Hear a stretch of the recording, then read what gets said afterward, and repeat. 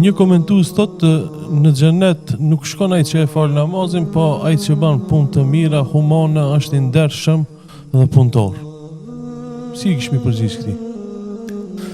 E para, do thot kur folim na shkon xhenet që e fal namaz, realisht na flasim për njëri të mirë.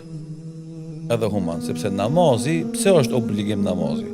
Sepse Allah e ka treguar në Kur'an shemqartë, sepse largon nga punët e këqija dhe imorale. Realisht namaz, për shkak se ka perceptim gabim namazit, ka edhe kësi lloj reagimesh. Ai nuk e ka kuptuar se namazi është një purifikator, është pastrues shpirtënor. Këtë na njerëzit kemi vlerë dhe kemi vese. Kemi anë të mira dhe anë të këqija. E namazi është ai që neve na pastron vazhdimisht këqijat edhe na i shton të mirat. Edhe njeri që është namazli, kjo është dëshmuar historikisht, me miliona domethënë fakte, se është shumë më i mirë se ai që s'falet. Tash dikush vjen thotë po filoni s'falet tash më thon po, e vërtet. Po kjo është përjashtim. Nuk është fenomen. Nuk është rregulli. Rregulli është kundërta. Ai që e din obligimin ndaj Zotit, ai din edhe obligimet ndaj njerëzve.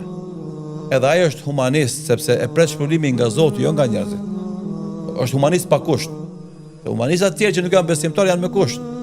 Ose për ta paksuar tatimin që paguan, ose për të marrë një mirënjohje, ose për të përfituar benefite tjera. Besimtari nuk e bën as për mirënjohje, as për pastru, domethënë zvoglu pagesën e tatimit, po e bën për me marrë shpërblimin e Allah, kënaqësinë e tij.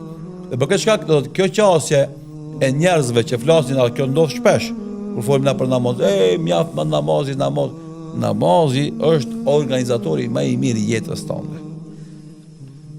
Vazhdimisht ta kujton Allahun dhe paraqitjen para tij, dhe vazhdimisht i kujton obligimet që i ka ndaj njerëzve.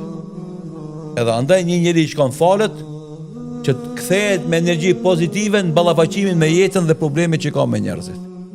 Është më i butë, është më sabërli, është njeri që i fal të tjerat, njeri që jep hapësirë dialogut për zgjidhjen e problemeve kështu me radhë. Për dallim për atyre që nuk falen.